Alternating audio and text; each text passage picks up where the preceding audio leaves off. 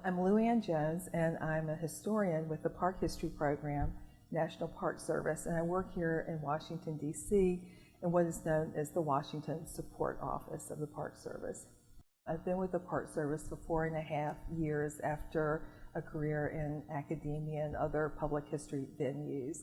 So one of the reasons that I think I was hired was that I had a lot of experience with oral history. So during my time there, I have developed an oral history program and have specifically focused on developing training opportunities for people who do oral history throughout the National Park Service. So our duty is to kind of figure out what people in regions and in parks need in the way of training or research support, and then to help provide that for them. In the past 3 years, I have organized 3 week-long oral history trainings that I have held in different parts of the country for people who are interested in becoming better at oral history project planning and implementation. But a lot of what I do too is working with interdisciplinary teams and really kind of bringing the perspective and skills of historical thinking to the table and adding that to the mix. And certainly as we anticipate the audience for this kind of training that we're building, we're seeing it as a very interdisciplinary group of people who would be taking this training and bringing their own perspectives to the training, but would be building in kind of historical thinking skills too. In the Park Service, it's an agency where in many places people have to wear multiple hats, and so sometimes people are assigned or volunteer to do historical work, but they, again, may or may not have a great deal of formal historical training.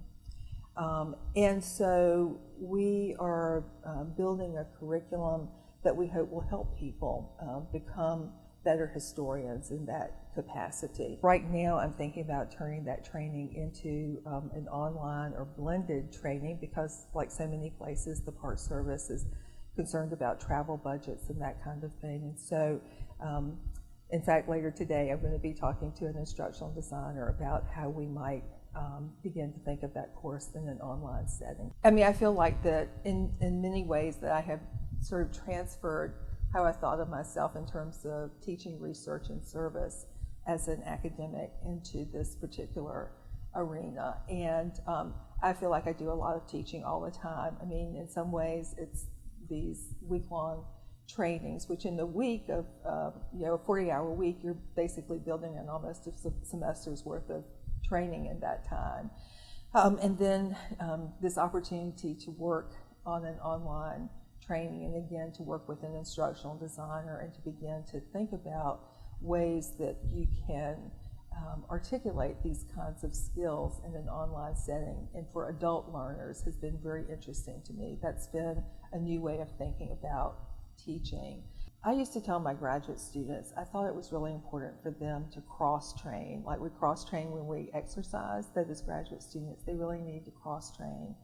And that nothing really beats a sound graduate education. I mean, you need to be a good scholar, you need to develop good writing skills, and all of that stands you in good stead. I also think that figuring out ways to get some public history experience is just crucial because you never know what job options are available to you, you never know what curves life is going to throw you. So I think you need to keep your options open, and getting some public history training, an internship, a summer job or something like that, even if it's just a little bit, it shows employers that you are interested in a variety of ways to do history, that you have the gumption to get some experience, and that you are able to learn on the job.